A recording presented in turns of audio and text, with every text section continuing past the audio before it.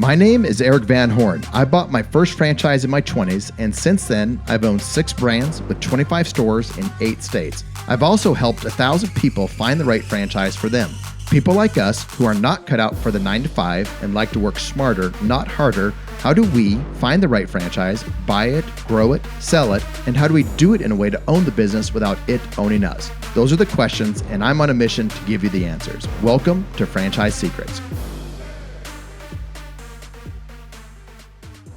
Welcome to the Franchise Secrets podcast with your host, Eric Van Horn, here with today's guest, Robert Kiyosaki. Now, if you don't know who Rich Dad, Poor Dad, the author of that book, you've been living under a rock. This is a dream of mine to have Robert on because he's changed my life as an entrepreneur and he's changed so many people's lives that I know. So, Robert, thanks for coming on the show. My honor, Eric. Thank you very much. Now, your Rich Dad had a profound impact on your life, enough to write a book about. Looking back now, how would you describe that impact? And did you understand the level of impact that he had on your life, even as you were writing the book? Oh, no. See, the one thing about learning is you're always learning. Go to our bed. Mm-hmm. When I talk to people, especially about the subject of money, people say, I don't have to worry, I'm still young. But what they're missing out on is real life experience, as you know. And I meet some real village idiots out there. As I say, there's no term for stupidity. We all start off stupid. So the faster you start getting smart, the better it is. But as long as you're that village idiot saying, well, I'm not interested in money, but they can't wait for the pension or they can't wait for the check from the government for this COVID crisis, they're not going to get ahead. They're not going to get ahead. That's the problem with people. So you can't cure stupidity. Go into that. I mean, you don't hold anything back. At least when I'm listening to your podcast, you just put it all out there. You go to the dark side. And you had guy Kiyosaki on, or Kawasaki on, and he was the opposite of you. But I love, how do you learn? You learn from both sides, right? I mean, you're not just taking information from the side that suits your prediction or whatever you think is going to happen. I went to military school in New York because I was a off in school. I needed some discipline. And then after 4 years of military school, I gave up a high-paying job with Standard Oil of California. I was driving tankers for them out of San Francisco. I was making more money than I was making twice as much money as my father was at age 21. Mm. And he thought I was going to stay with it for the rest of my life. And I said, no, the Vietnam War is still on. So I quit Standard Oil and I went to fly for the Marine Corps, which was really a great experience. And I came back high as a kite. It was sad, but high as a kite. It's glad I went. Crashed 3 times. It was wonderful.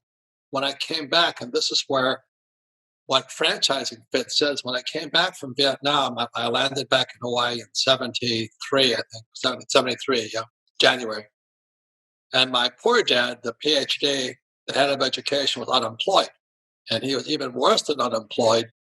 He lost his job because he spoke out against the governor, his boss, who is a pure, politicians, most of them are crooks, as you know. Yes. And the governor was an ex-police officer, and his best friend was also an ex-police officer. So then the market covered 2 police officers, 1 governor, and the other head of the Hawaiian syndicate. And so my father gets in between these 2 police officers, and they're as corrupt as they come. The mayor was on the take constantly. So my father being an honest man, unfortunately, said to the governor, I'm going to run against you. And he ran against him. He got crushed. Well, this is where franchising picks up. So my old man loses his pension. He's got nothing. Now, he didn't know he was poor until he lost his job, his paycheck, and his pension. So he buys himself a franchise. One of these I can't lose franchise. It was a good one. I won't mention its name. But it was a very, very solid franchise, except my father is an employee. He went to started school at age 5, and at 53, he got fired. So he had, like most bureaucrats, they have no business sense, not zero, zip. So he buys his franchise with these two other yo-yos, other school teachers, and they go bust within 6 months. And I said, how can you F up a franchise? But they did. And even before the show, we were talking because you just said it now. You said it was a good franchise, like Yeah. someone that had some business sense. What would Rich Dad have done if Rich Dad was to go into that franchise? What would have happened? It's more than being just a franchisee. You have to understand real estate. Hmm. And my rich dad was a real estate guy. That's why Trump and I know Trump's hated. I know people hate him. But he and I have written 2 books together because we're real estate guys. And real estate is not really about real estate. Real estate is about debt and taxes. I can borrow hundreds of millions of dollars. I'm today 600 million in debt. You know, most guys can't handle 600 million, 60,000 in debt, and I pay no taxes. So that's why we're real estate guys. So my poor dad, he's not a real estate guy. He's a public servant. He's a PhD, and he buys his piece of that doesn't buy it. He rents his piece of real estate, and he thought the famous brand ice cream franchise would draw traffic to him. That's how you can't cure stupid. Yep. So I come back from Vietnam, and then he wants me to go and fly for the airlines for job security. And thank God I didn't do that because he wanted me to fly for United Airlines, and United Airlines pension was stolen, which is why I wrote this book here, Who Stole My Pension? Because pensions are going to be the next biggest subject coming up. Oh, So the United Airlines pilots' pensions were stolen, and now they can't fly because they grounded the aircraft. So anyway, I think franchising is the only way to go, but you've really got to follow the rules. well, you were saying even before before we recorded how you like set up and operate Rich Dad like McDonald's. It's not a franchise, but there are things that you took from franchising or McDonald's that you implemented into your business as an entrepreneur. Well, if you read Rich Dad, Poor Dad, my friend interviewed Ray Kroc. He was in the MBA. My friend was in the MBA program at University of Texas. And Ray Kroc, he's not really the founder, but he took it to the franchise world. He asked the classes, what business is McDonald's in? Everybody thought they were in hamburgers. And McDonald's says, no. I mean, Ray Kroc says, no, we're in the real estate business. And he said, I'm in the real estate business. My poor dad was an academic, like kind of Bill, Hillary, and Obama. They don't know shit about real estate. And real estate is the key, especially in a retail or traffic type of environment. So my father rents the cheapest per square footage. You didn't know location, huh? No, price, cheap. But anyway, so I still go past that store, There's still nobody in it. This is 100 years later. Nobody wants that spot except my dad because it was cheap. But it wasn't the franchise that failed. He was a cheap school teacher. Did he blame the franchise or did he understand it? Because a lot of people blame the franchise afterwards or they blame somebody. What did he do? Well, he blamed you guys. The franchise people. I see that though in people getting into business, whatever, they get into business and they think the business is X, whatever the subject or the widget or the service is, but it's really a different business. When I was in the tax business, I used to own a bunch of retail tax prep offices. I wasn't in the tax business. I was in the marketing business. When I was in Solo Salon Studios, I had a dozen of those in Orange County. I wasn't in the haircutting business. I was in the property management business, renting spaces to all the haircut people. Now, do you see that with a lot of people that make mistakes? They think incorrectly because they think the business is X and really it's Y. I don't know. You can't cure stupid. I mean, no, you can't. I mean, most people should not be franchisees and they should not be entrepreneurs. Entrepreneur is a whole level beyond franchise, as you know. 100%. So we have offices all over the world and all this stuff. But I paid the price. Mm-hmm. And most people, they don't want to pay the price. They want a discount. Yeah. Oh, man. They want the easy way. Yep. There's no easy way. That's when they get screwed. Let's go back to Rich Dad for a little bit because I remember reading that way back when and then multiple times over the years. And it's not a how-to. You didn't tell us what to do next. You were teaching us how to think differently. Most people don't realize this, but Rich Dad Poor Dad is a book on accounting. when I came back from the Marine Corps, I had my Bachelor of Science degree in, of all things, oil and, and naval architecture, which meant maybe no money at all. That's what my poor dad wanted me to fly for the airlines. And when I didn't want to do that, he says, get your master's degree. So to keep him happy, I went for the MBA program in the University of Hawaii. I was still flying for the Marine Corps out of Hawaii. And that's when I realized that most teachers are fake. So my accounting teacher, I'm sitting in the MBA program. I'm getting spit on because this is the 70s. And I was in my Marine Corps flight uniform. I had my lieutenant's hat on. And these hippie commie pinko hippies are spitting on me in the classroom. I want to shoot them. But anyway, so I finally asked the son of the teacher, I said, are you an accountant? And he goes, I have a master's in accountancy.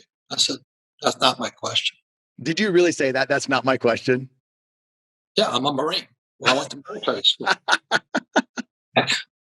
we don't mess around. When they kill, we kill. Yeah. That's cold. And most people, as Jack Nicholson said in a movie, A Few Good Men with Tom Cruise, you can't handle the truth. And that's as close to being a Marine as you get. We don't mince our words. Mm-hmm. I'm sitting in this MBA program full of they're not much younger than, I'm not much older than they are, probably 5 years on them.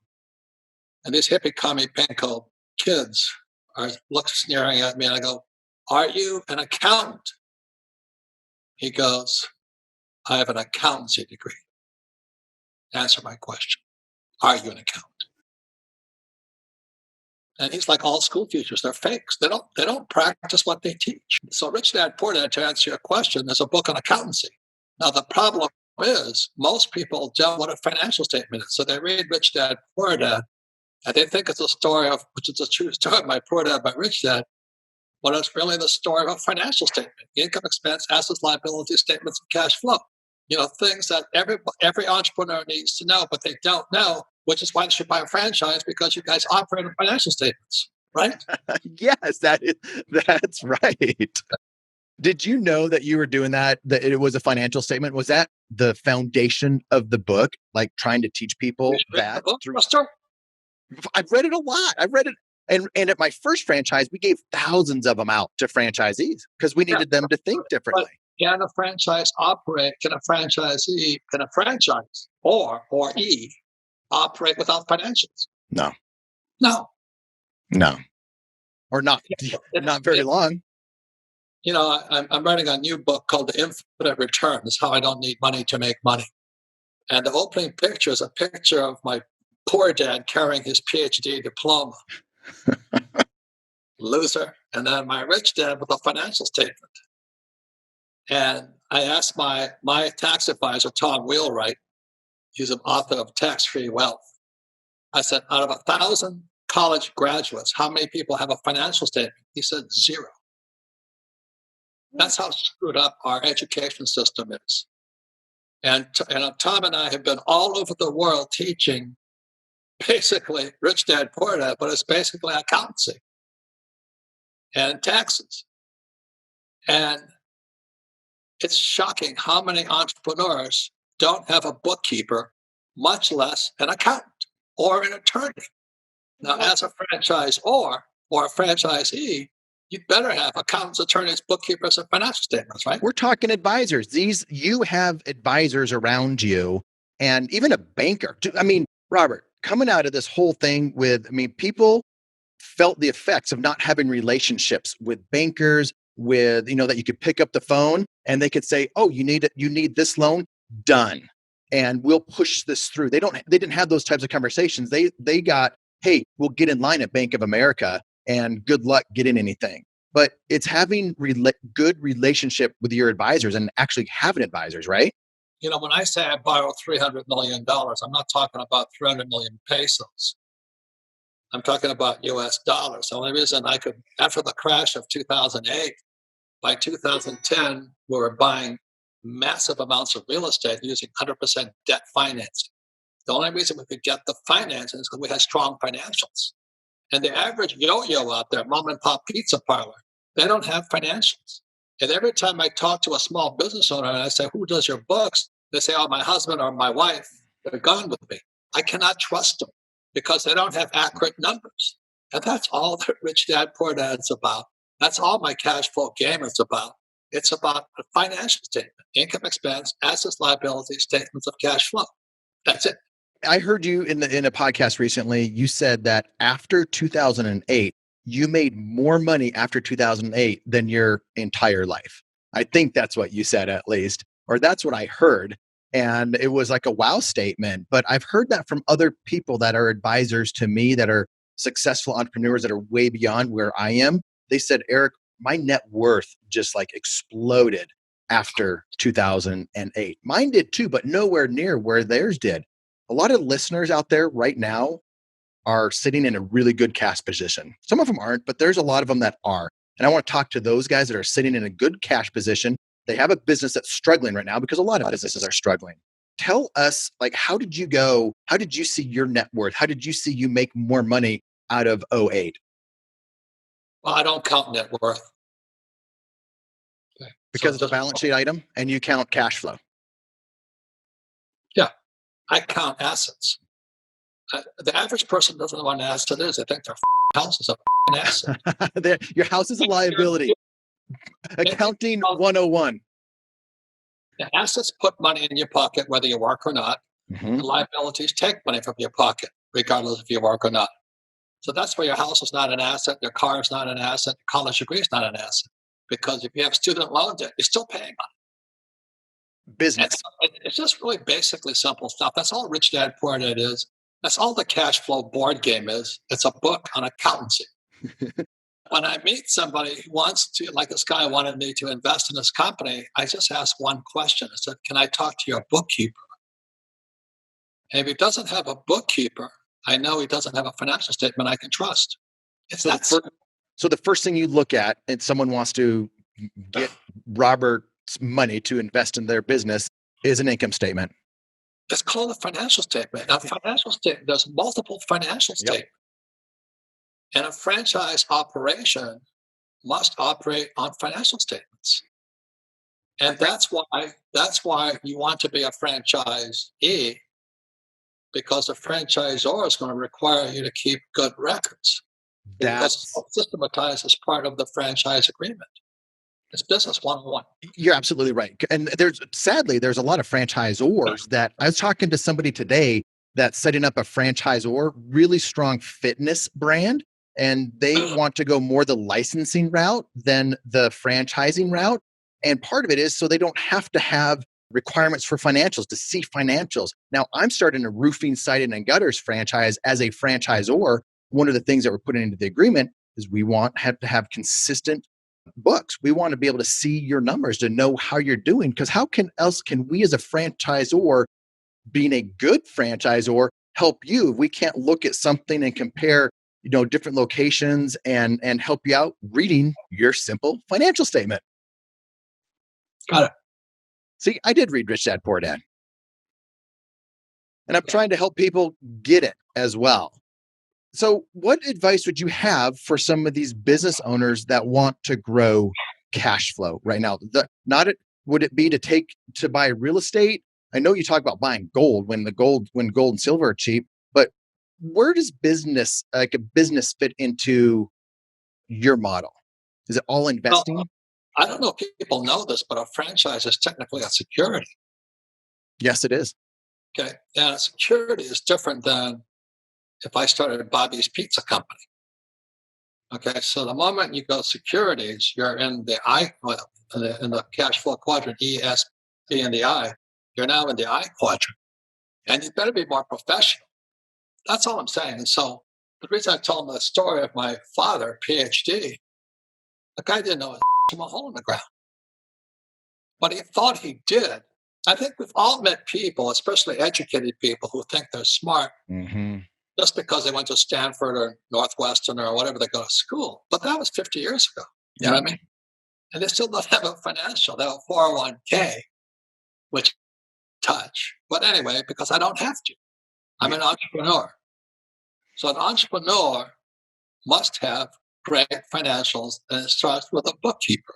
And then I have a good accountant. I have an attorney, and I have a banker. That's the team.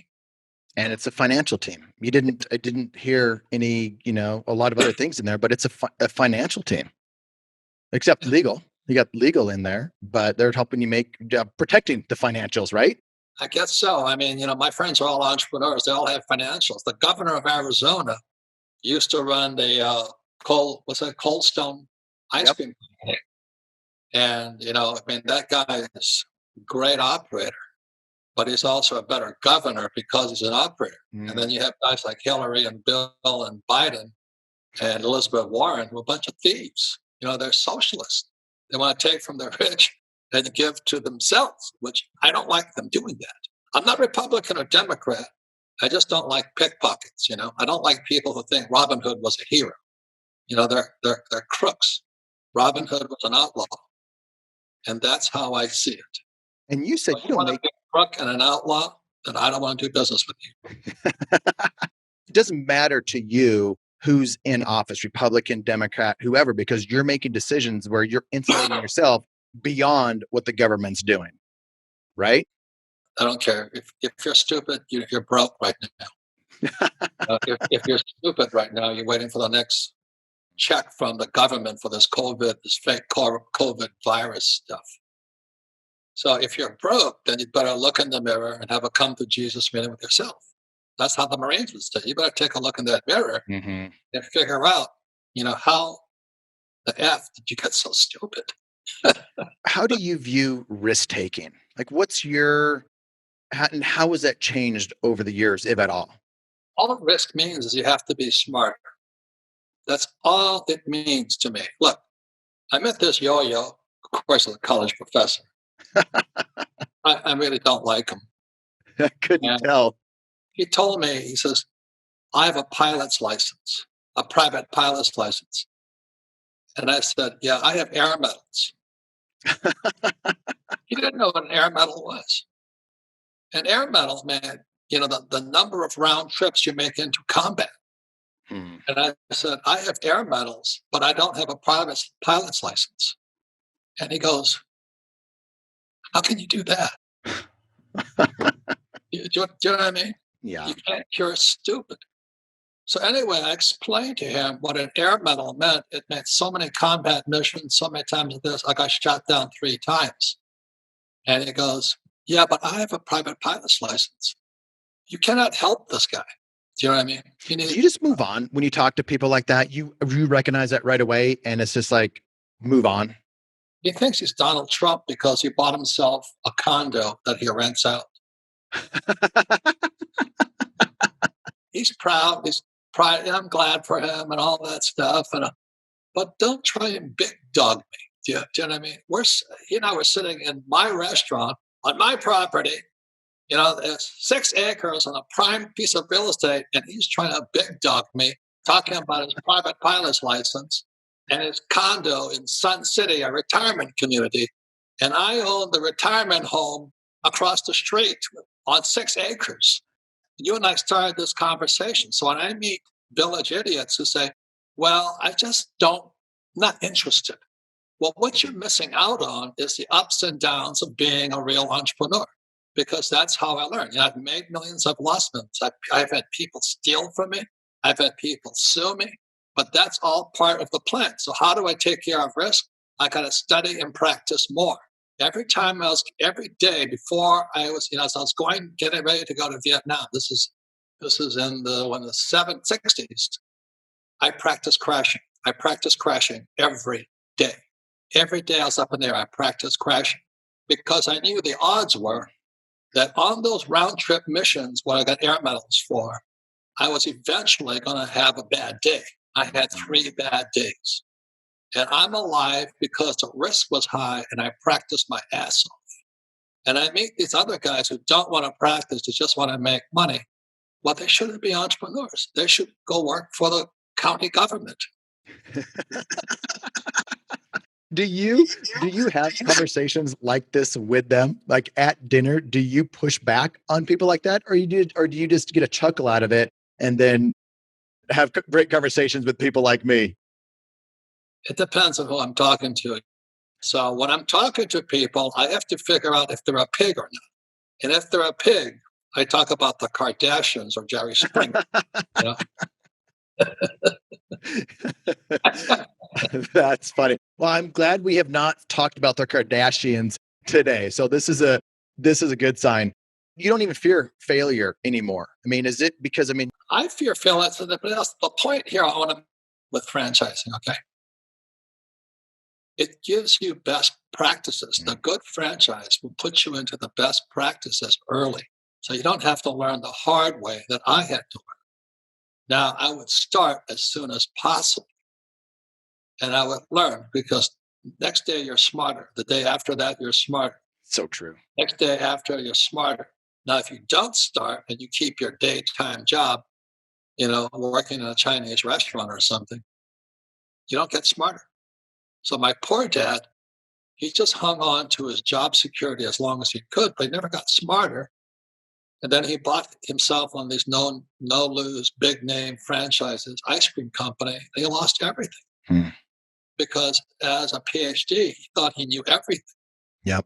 And you and I know that ain't true in real life. And every day we can learn something new. So if you're going to learn about business, I would personally, especially if you're one of these old guys like me without a pension, I would talk to you about finding a franchise I can cut my teeth on Yeah. just so I can learn best business practices. Or you can open up your little pizza shop and go broke anyway. So what you pay for is the expertise and the best business practices a good franchise or should offer. If you can get a McDonald's franchise, more power to you. You know, I have a friend who owns. I have a friend who owns 7 McDonald's franchises. And he's happy as a can be. Yeah, I mean, and that's it. Getting with a really good franchise, and there's ways of doing. That's why people work with me. But I digress. Start with a small one. Who gives a crap? That's exactly it. So many people come. They want the McDonald's. You need to start with something that is probably not very sexy, not very cool, but can generate cash flow sooner than later. And It's not the your money. effort. It's Huh. it's the practices. Yeah. Look, every idiot wants money. They're the village idiots. That's why they don't have money. What do you mean by that? What's the difference between them wanting money and somebody else? I want to be a student first. I want to learn like my rich dad taught me. That's what I want to learn because then money will come automatically. But if all you want is $1 million, marry somebody with money. That's very popular.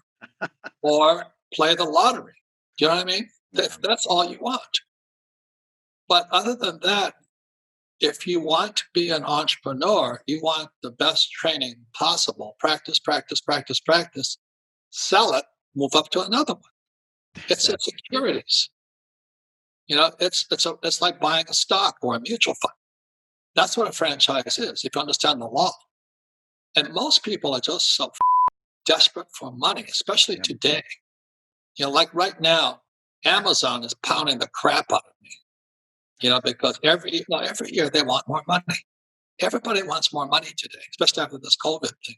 Mm-hmm. So as an entrepreneur, all we're trying to do is figure out, we are going to do, we're going to figure out how to build our business without using Amazon. Now, I don't know how to do it today, but we're working on it as a team. That's how we think as entrepreneurs. But most people are not yet entrepreneurs. They may want to be one, but they don't have the formal training. And it's the training, not the money, that makes you rich. That is so good. And that's that is what, when I look back, and then I got connected with the right franchisees, with the right franchisor that had the heart of a teacher that wanted to teach me. And I was the student where I was just soaking up everything from people that were actually doing it to the franchisor, and it excelled my progress. And to the point now, I'm going to ask a little advice from you. I started helping franchisees few weeks ago. I said, anybody want to pay me some money and I'll coach you every month in a group session, because I got tired of helping people get into a franchise. And yet they're like poor dad, and they really don't have some of the basic things, or they want to scale. I mean, I've owned 7 different brands, and they want to know I'm doing well. And how do I start to scale it and start to do other things, even beyond franchising? So I'm starting to teach a lot of these people. What advice would you have for someone like me that's trying to teach People. Don't teach pigs to sing and waste your time and annoy the pig. So how do you find Not the answer one? the question yourself. Charge them money. That's what I'm doing. Just Yes. charge them money. If they want to learn, they'll learn. If they don't want, they won't pay for it. What are You some know, lessons that you've learned uh, around that teaching people for free versus having them pay you more money? it depends. Everything depends. But by the time you get to, I don't think people even know what the word securities mean. It's like a stock or a bond. It's a It's legal entity. illegal. It's illegal. You have to follow the rules. Hmm. And like Doug Ducey, who's the governor of Arizona today. I remember he and I were just yucking it up, having a good when he ran Cold Stone. And one day he gets a phone call, and he heard that his franchisee, his Cold Stone franchisee in Long Beach, California, was selling pickles. I mean, Doug he just stopped working, got on the plane, he flew to Long Beach, and he personally took the pickles off this guy's counter. And he says, these guys don't get it. It's the same with employees. They all think they're working hard, but all they have bouncing in their chicken shit little brains is how much money am I going to make, not how much am I learning. So So if true. you really want to be an entrepreneur and you don't want to go through the learning curve that I went through or Jobs went through and all those guys went through, then buy a franchise. Start small. Get the best practices. Find somebody like you who's going to teach you. Hmm. But if they don't want to learn, I think they're going to have their own problems. I'm still learning today. How do you learn? Yeah, I'm going to take on Amazon. But to do that, I've got to be smarter and better. Yeah. I don't hate Amazon. They just take too much. They take 53% of every one of my dollars. That's a little bit much. So that's called the cutting into my margins. The question is, can I step up my marketing and my branding? So maybe not take them total out of the picture, but take them more and more out of the picture to get my margins up. That's what Because entrepreneurs do. it's only going to get worse with them. The average person can't take on Amazon. No. So why would I talk to him? And like this idiot, I mean, he wanted me to invest in his company. Ask him one question: who is your bookkeeper? He says, I don't have one. I said, I can't invest with you. He didn't know why. You can't teach a pig to sing. Oh, Robert, I could go on and on. I want to be respectful of your time because I wanted to have you on here. We're nearing the end. From the investor quadrant, someone that's sitting in I right now wants to go to the next level. Is that what the next book's about? Or what would you tell someone that wants to get advice from Robert Kiyosaki on how to be better in the I quadrant? Well, I'll say it again, I follow the McDonald's formula. There's only one reason I'm an entrepreneur: buy real estate. Rich Dad is a real estate company. McDonald's is a real estate company. And that's why, even in this crisis, I'm making more money than ever before. Okay, because we study constantly. I have a team. I have a team of accountants, attorneys, bankers, doctors, and we all work together. So having a poor dad, I learned something really, really important. That my poor dad was basically a communist. You know what I mean? Most people are communists. No, they are. They want the government to take Yeah. care of. I don't the government. Government has to take care of poor people, not me. But anyway, and they used to have all these union meetings. So he's the head of the teachers union, and I saw something really interesting. I saw when teachers get together, or a mono profession like Hmm. accountants get together, attorneys get together, and doctors get together, and teachers get together, they get more stupid. I sit there as a kid, 15 years old, watching these school teachers. They talked about paychecks, pensions. They just talked about crap, benefits. They took teaching too hard. They got more stupid. Whereas I go to my rich dad's office and he'd have accountants, attorneys, his business manager, his banker there, and they'd get together and they'd all talk about their problems. So the trouble with being in a model profession like school teachers or all doctors hanging together, you get more stupid. And to get out of the problems this world is in, and we all run into problems, you've got to raise your intelligence. And if your friends are a bunch of losers with no money, that's who you are too. It doesn't mean I don't love my friends or my family, but most of them are flat broke. You know what? But they know all the answers. I have the lowest degree in my family. I only have a Bachelor of Science degree. Everybody has PhDs and master's degrees and all that, but they're broke, like my poor dad. But they all hold their degrees up. And I sit there and go, well, you can't teach a pig to sing. You cannot teach a stupid. What good is your college diploma? Nothing, nothing, nothing, nothing. What's Christmas like at your house? Rude and obnoxious. No.